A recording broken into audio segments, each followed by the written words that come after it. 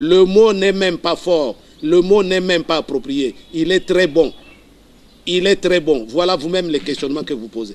Comment un pays qui a 70%, je dis bien 70%, des réserves mondiales du cobalt, vous prenez des gisements entiers, vous donnez à des copains, dans des gré à gré, des gisements entiers, donc des individus comme Dan Gettler commencent à exploiter 70% des réserves mondiales d'un pays en cobalt.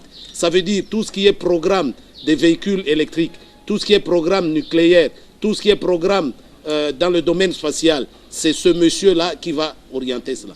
Où est-ce que vous pouvez comprendre des choses comme ça? Quand vous avez un code minier qui vous dit le pays est divisé en carrés miniers, tout celui qui achète un carré minier, il devient propriétaire de ce qui est en dessous dans le sol de son carré minier.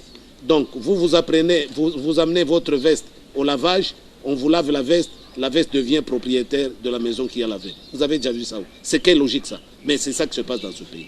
Quand il met dans le même code minier, l'article 276, lisez cet article-là, il parle de clause de stabilisation.